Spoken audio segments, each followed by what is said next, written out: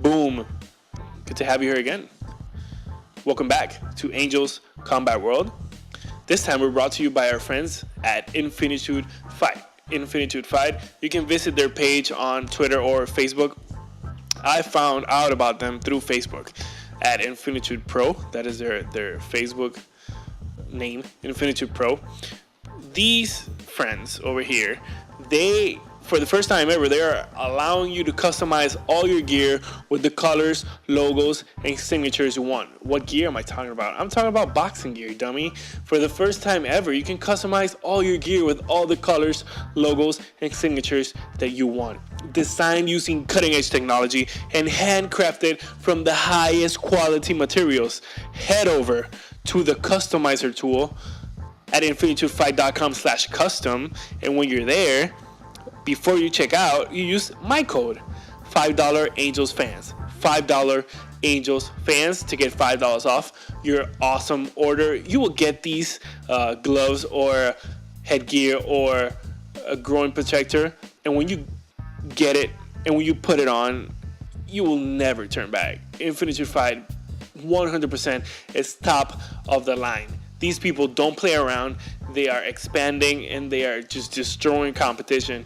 And these people are going to own the customized gear game for sure. So head on over to the customizer at infinitudefight.com/custom, infinitudefight.com/custom, and thank me later. Remember, our code, $5 Angels Fans.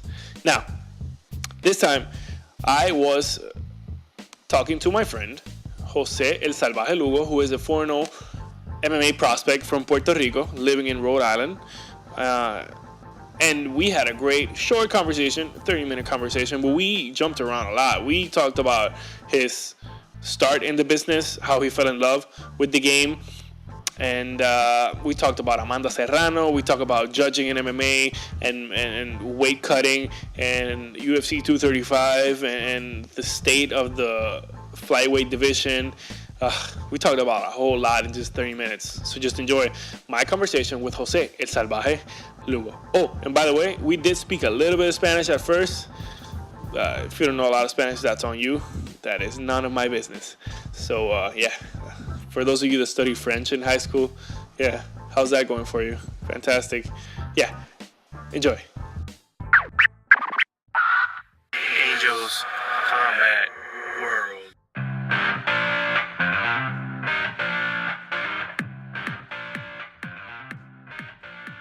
Hello, brother.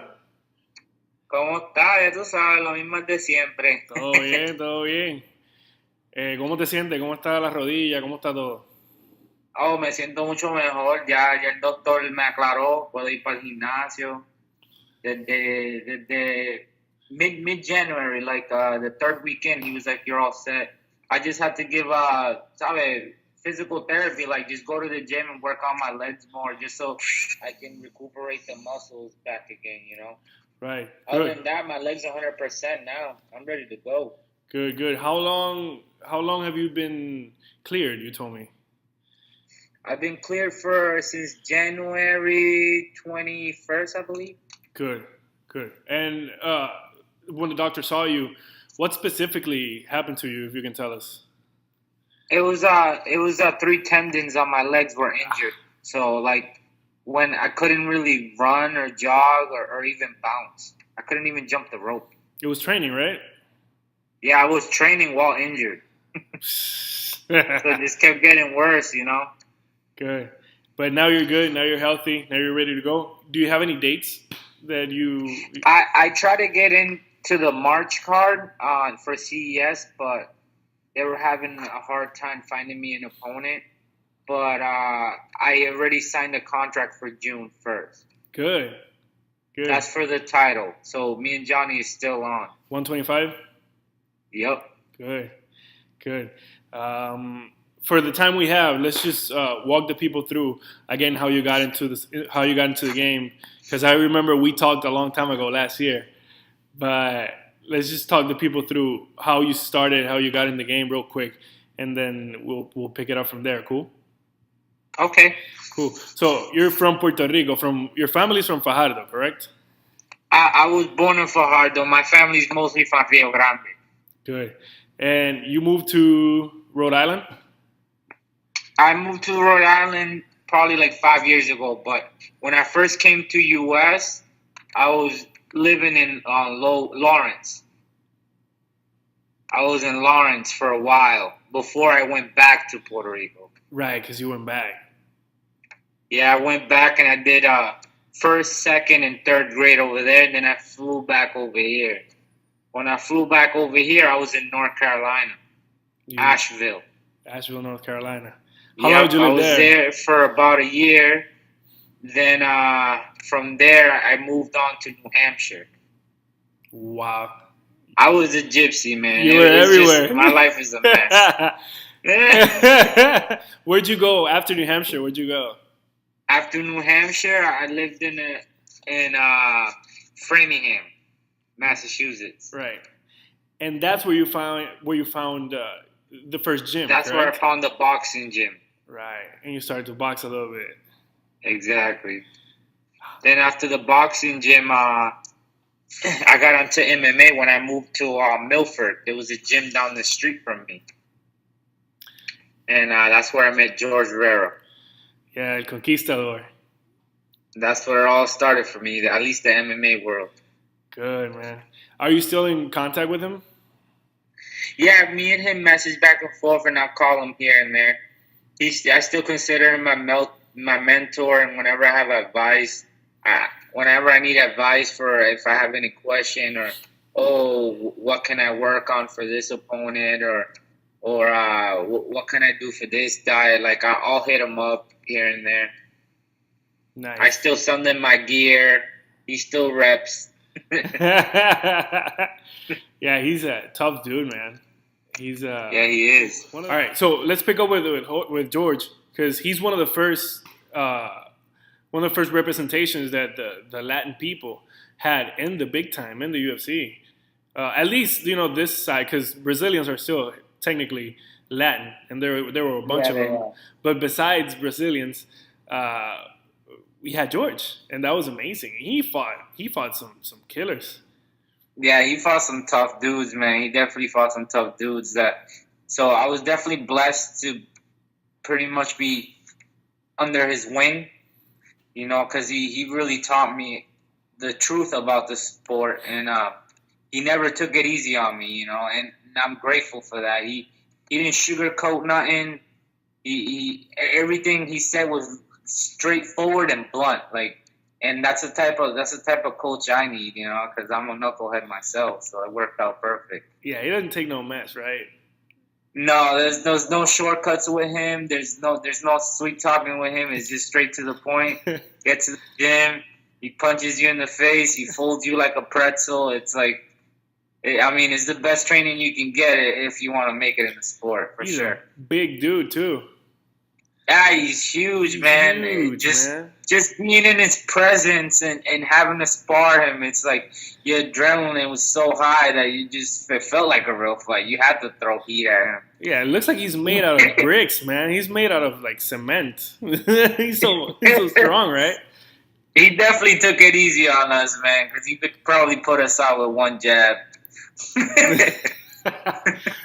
Do you remember your debut fight, your pro debut fight?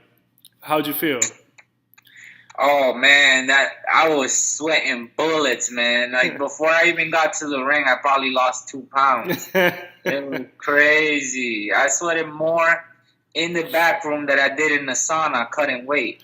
Wow. It was crazy, bro. Yeah, as soon as I got out in the ring, I was shiny as hell. You could see it with the lights just glittering. True.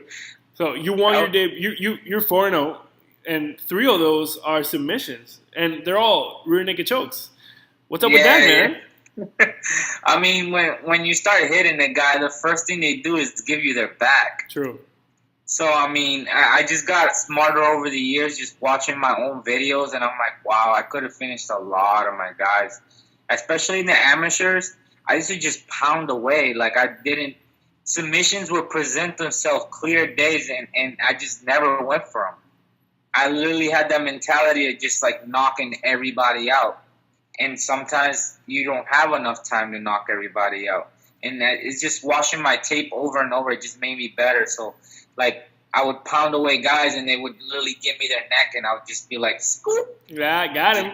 And that's what happened. It just, like, it became muscle memory. As soon as I hit someone and they turn their back, it's like muscle memory. You grab them by the neck. And that's what's happened the last 3 fights, pretty much. Yeah, because you're 4-0. Three of those are by. Yeah, it was the first one and the third and fourth one. The second one was a TKO due to injury. The last one I saw it recently again, and it was a standing rear naked choke. He just gave you his back. Yes, I had him in a body lock, and I felt like when he was lifting up, he was exposing his neck. He was staring straight up, and I just literally let him carry me. I just put my hook in and just let him carry me, and I was like, "Whoa, your neck is mine." You're done. Yep. Hey, so you're fighting in June, correct? Yes, sir. 125 championship CES. Is that with CES? No, this was gonna be a Mohegan Sun for Reality. Okay, and are you looking at maybe when you win the title, staying with them, defending it a couple of times, or you're gonna fight a different promotion at the same time? Oh, I'm gonna fight everywhere. I mean, they're pretty open about it. Kip, the CEO of the company, is really nice.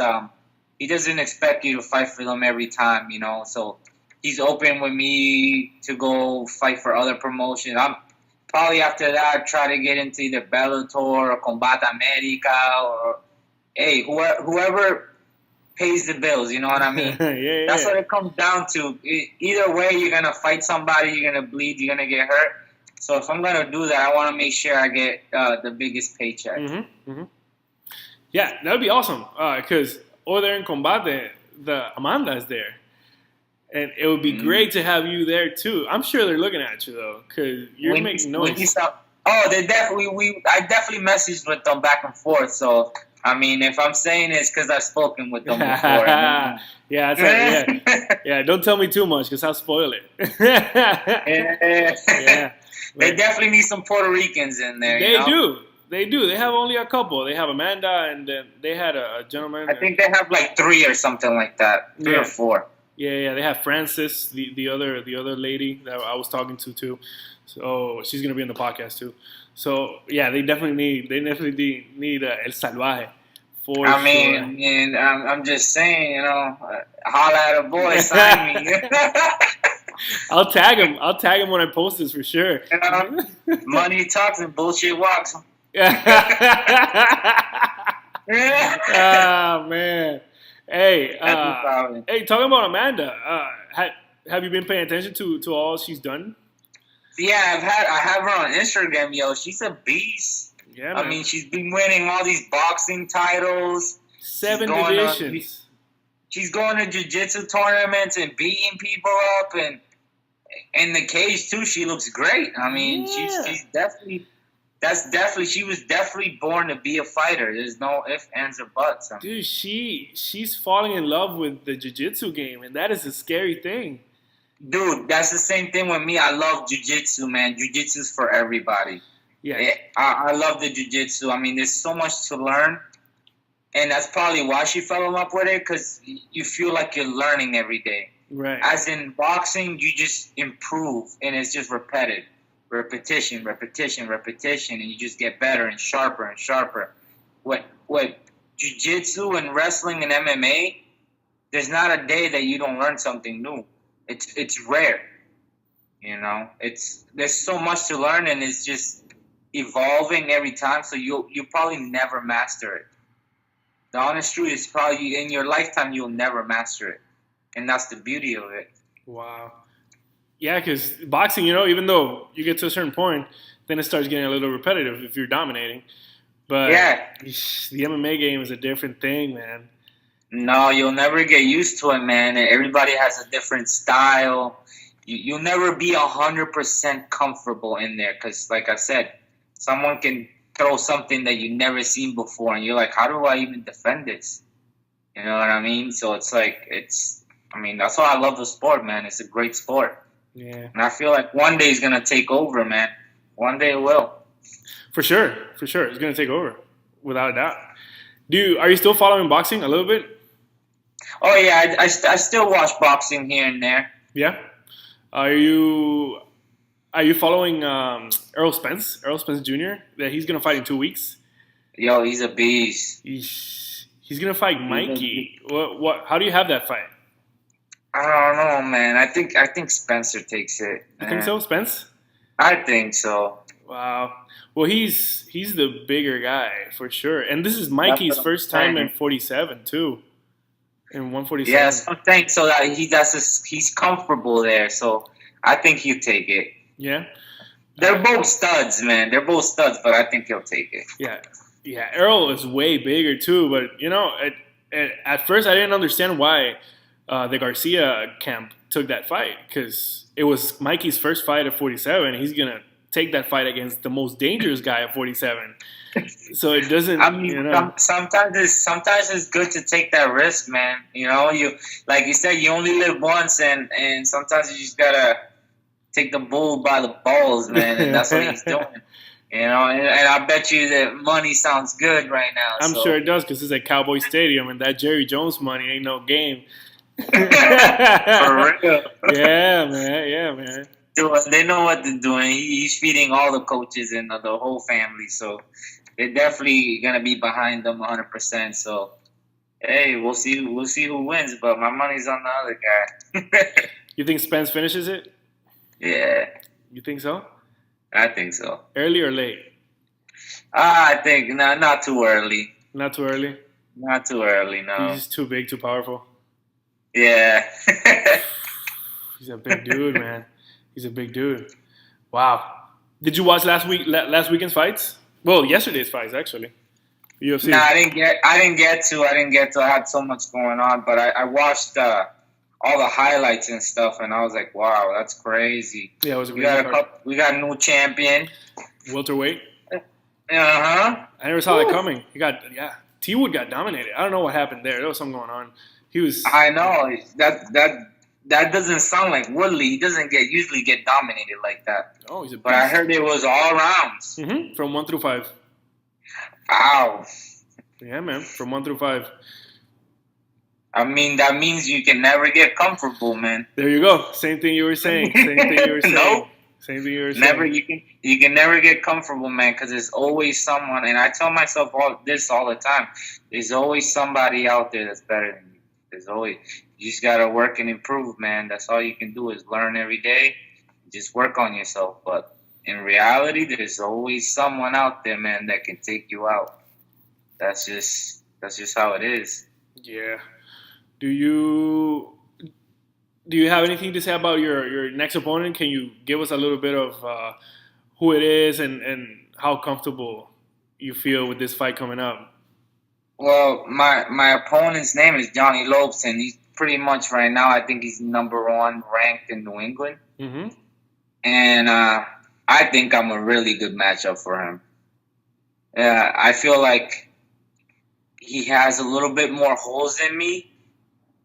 And I feel like I can take him out within those 5 rounds. I feel like I can finish him off. Wow. So that's part of the reason why I took the fight. 1, because it's a high risk but high reward fight. Yes. And I'm all about that. You know what I mean? Yes. If I'm going to win or lose, I'd rather win and lose with one of the best ones. And for him to be the number 1 ranked, that means if I take him out, I'm going to go straight to the top. Mm-hmm. And I'm 27 years old. I don't got time to wait. True. You know what I mean? I'm trying to make my statement before I hit 30 so True. I can get to the bigger promotions and make the bigger paycheck. So, I mean, the offer was presented to me for January, but like I said, I got hurt. Mm-hmm. But I got lucky enough that, I left in a good note, and I showed them the doctor's note and everything, that they gave me the opportunity again in summer, which is better because I love the heat. Right. It's great on the weight cut, you know what I mean? Yes. Yes. Yeah, I feel like I can get the job done within the 5 rounds. He's definitely a scrappy dude. He's definitely really durable. He's shown it in the last couple fights that he can go 3 5-minute rounds. But I feel like after those 3 rounds, he fades, and I feel like that's when I could take him out. Okay, so we're looking at maybe a 4th round finish, maybe another rear naked Yeah, choke. third or fourth round, I'm gonna try to take him out completely. Good. How I know you guys don't really like to talk about your weight cut, but is it good on you? 125, cutting to 125. Is it too hard? Yeah, 125 is not too hard. It's just like I said, when it gets really cold, your body doesn't really want to sweat too much. So when you're in the gym, you're not sweating as much, and your body kind of wants to hold on to fat because that's just the natural thing. Like it's cold, your body wants to hold some body fat so it can stay warm. But 125 is not that hard for me to make. I mean, I've never missed weight in my life. Knock on wood. Yeah, I mean, the reason why I haven't fought 35 is because I make 135 without even really cutting water weight. Like I can just eat 135 easy. Like I can make 35 in like a week, no problem. There's some giant dudes. 125, it takes me like a month process. I gotta diet, and exercise extra, more cardio. Instead of like strength training, is more like endurance and cardio training, which I like because it pushes me to the limits. When I fight 125, I'm usually at the best shape I can possibly be. It's like barely any body fat on me. I've done a ton of cardio because I have to do the cardio. There's like no around, So that's why I feel like at 125 I dominate. Yeah. Plus, I'm probably one of those strongest 125ers you ever even fight or roll with. I mean, my friends tell me all the time. He's like, "How the hell are you at 125?" It'd be like 225, and I'd be flipping them over me, So like, I feel like that's just my weight class, and I feel like I can get places with it. But if it comes the time that I have to go up, then I'll make sure I put some muscle mass on me before I go up to 35, the bigger boys. For sure, because at 35, there's a lot of big guys up there, man. There's some big dudes, man. I know some guys that go from 165 to 170 to drop down to 135, and that's crazy. That's not healthy, man. That's not healthy for it. Nah, that's not healthy, but somehow they pull it off, man. I don't know how. Yeah. How do you feel about? Because I see a lot of 125 guys in all the promotions and in the UFC that are very good, entertaining guys and scrappy guys and very high skilled guys. But there's always that narrative that maybe the UFC doesn't want the 125 division anymore, and you've heard it before. And even recently when Henry Cejudo when he beat DJ and then he beat TJ now. And there was that narrative that maybe, that was it. That's the last chapter of the flyweight. Hey, if Dana doesn't want 125ers, that's fine. There's just so many other promotions that do, and they're all gonna go there. So that means they're gonna have nothing but studs in their cards. True. So like ONE FC, Bellator, Combat America, all those guys are gonna just take all the 125ers, and that's fine.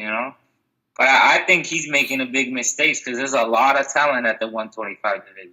Yeah. There is a lot. Look at Cejudo. He just took Dillashaw, made him look like poop. So you're telling me that's not a legit weight class? He just slept the guy in like a couple seconds. Yeah. What happened? All that talk. Right. He was complaining that it was a quick stoppage. He was making a bet with Dana. He's like, if I beat your boy, you keep the 125 division alive. Dana White didn't want to make that bet with him. Yeah. But, hey, he knew he was going to lose his money. Yeah, 125 is a very it's deep. It's a deep division. I like it. I don't know what the problem is. I like it. I feel like the guys are freaking really fast, really technical, and just very durable. You usually see them go all rounds. Usually, or either that or they finish really fast. Because I feel like the 125 division, the guys are strong and very technical. Like they're strong, fast, very enduring, and very technical. As in, when you see it in the heavyweight classes, it's mostly like the guys are just wicked strong and they just hit you once and you're just out. Right. You know, you don't see as much technique at that weight. You don't need as much technique at that weight. You just need a good takedown defense and a good right hand, and the guys go. Yeah, those heavyweights, man. That's why Cain Velasquez was so dominant for so long, because he had other things in his He was athletic. He was fast. He was built more for like a light heavyweight, but he just decided to go heavy. Yeah, he wasn't too big, too. Like, he wasn't too heavy. Nah, he could have made 205. He just didn't want to. Yeah, that's he liked his tacos and stuff.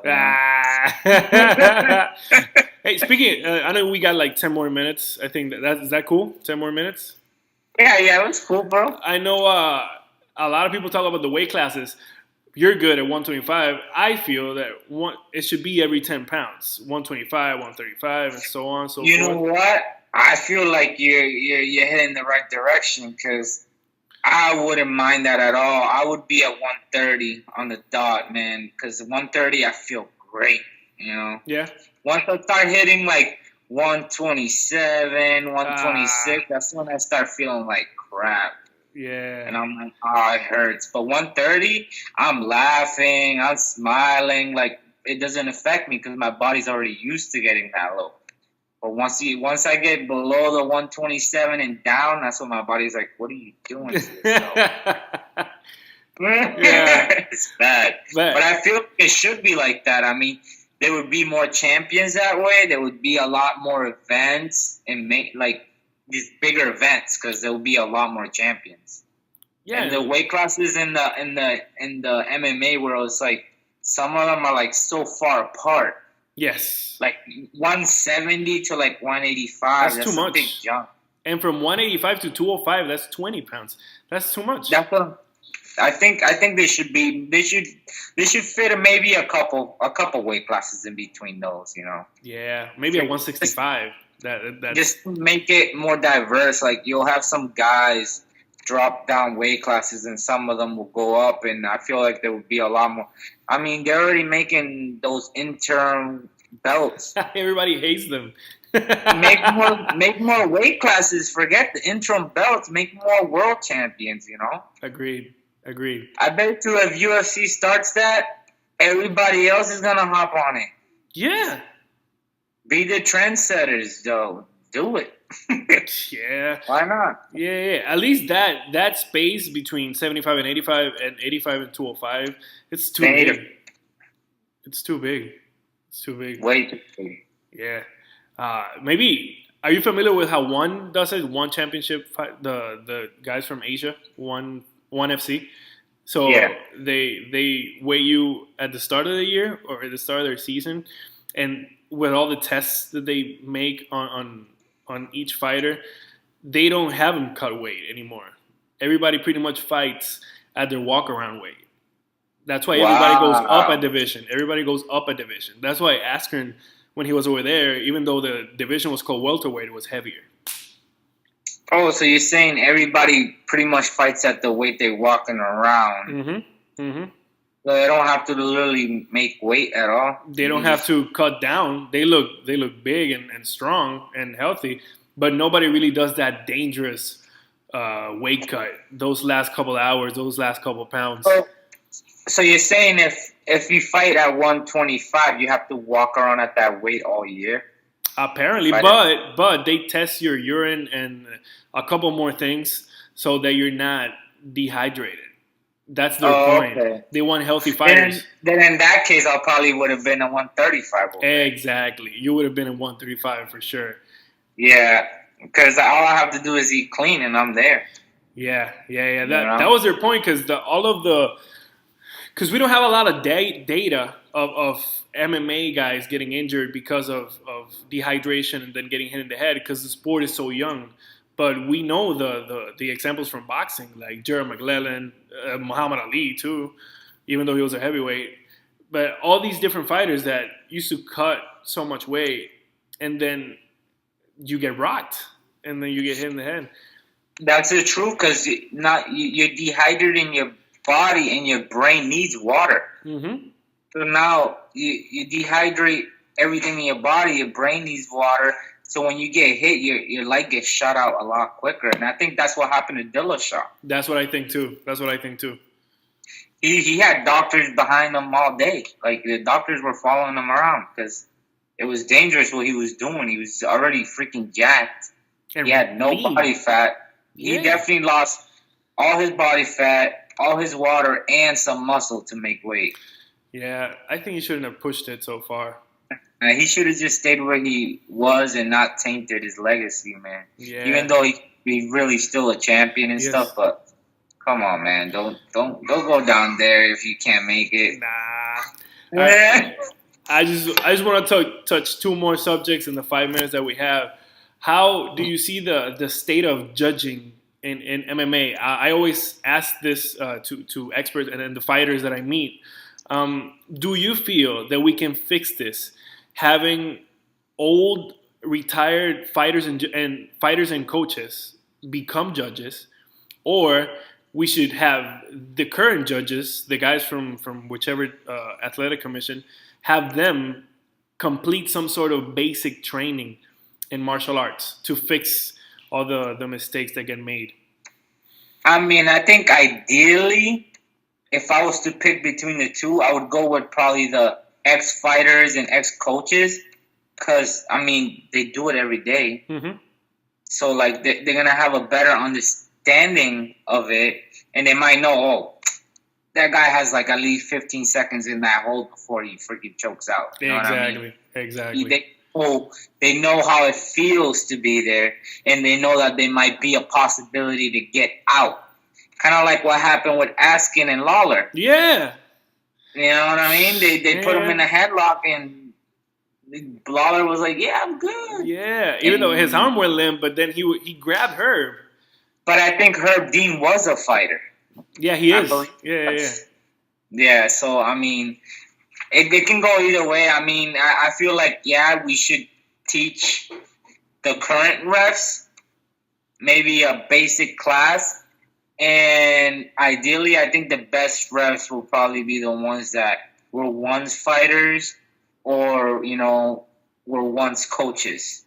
I think those will be probably the best refs just because they have more understanding on the effects the moves or the submissions or the punches have on your body. They have a more in-depth understanding of it, So I feel like they can make greater refs than the regular guy that just take the class and whatever and do it for a couple months and wow, voila, I'm a ref now. Yeah, a judge. Yeah, I feel the. But they probably create more jobs for the retired fighters, man. Some of those fighters, they didn't have a day job. They invested their whole lives in fighting, and now they don't have nothing, And it sucks because you want to pay your bills, you want to pay Uncle Sam his taxes, because that's true. That's the society we live in, But like me, I want to live my dream, and like them, they wanted to live their dream, but now they're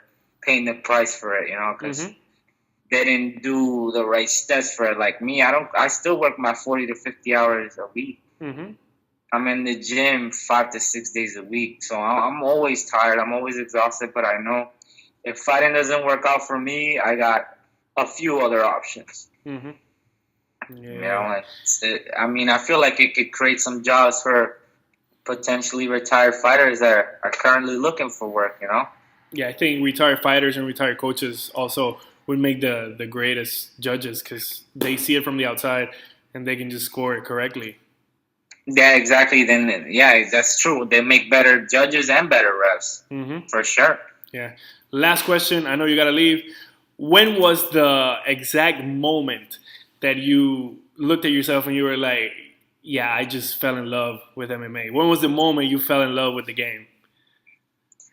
The moment I fell in love with the game is when I first stepped into George Herrera's gym and I had everybody whoop my ass pretty much. Beautiful. That's beautiful, bro. I love it. Pretty much. That's a beautiful love story. On the feet because I had the boxing background. I was doing fine, where everybody could keep up. I would do all right in the floor because I had the basic wrestling background. But then when I got to the higher level guys, I had the wrestling and the jiu-jitsu, and I was just being folded up like a pretzel or getting kicked in the head by the Muay Thai guys and stuff. I was like, wow, I got a lot to learn. Mm-hmm. And that's when I fell in love, man, when I got my ass whooped. That's a beautiful... I don't know what else will make you fall in love like that. True. That's a beautiful love story, brother. But I enjoy getting beat in the gym, you know. If you get beat in the gym, then you're doing it right. You know, you're getting tapped in the gym, you're learning, you're getting bruises, lumps. You want to get them in the gym. In the cage, you're getting paid for it, so you want to come out in one piece. Mm-hmm. Mm-hmm.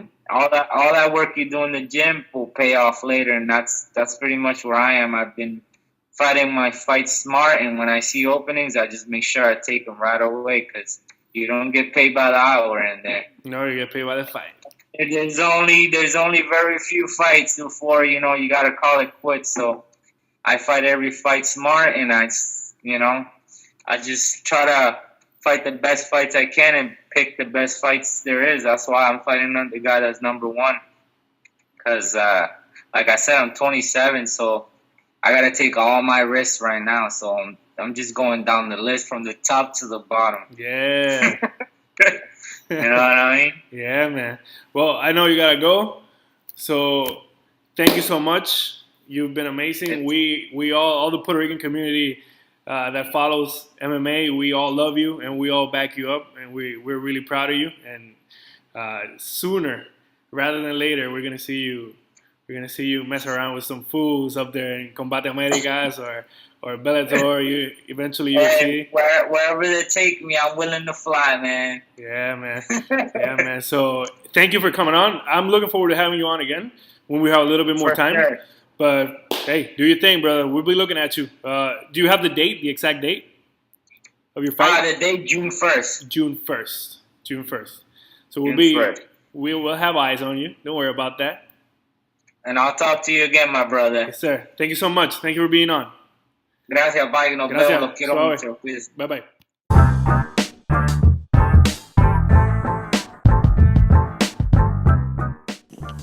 And there you had it, ladies and gentlemen.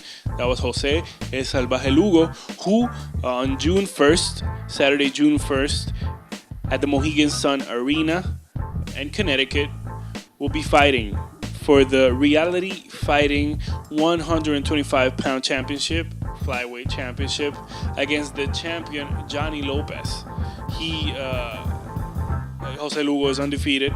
They were supposed to fight in January, but José got injured and he had to withdraw. This will, without a doubt, be an incredible battle between two top-notch fighters, but you definitely know who we are rooting for, who is José El Salvaje Lugo. Much love to him, much love to his family, much love to his kids, his boy, his winning grappling tournaments left and right without any mercy. So he's just looking after, looking like his own man. Thank you so much for your support, guys, and please support our friends at Infinitude Fight, infinitudefight.com/customize to use the revolutionary tool called the Customizer. You can put all the logos you want. You can write your name, upload your logo, not only on your gloves but also on your groin protector and your headgear. Unbelievable customization options for your next fight. Win the game with your own style. Design your gloves, headgear, groin guards, or boxing shorts with ample customization options.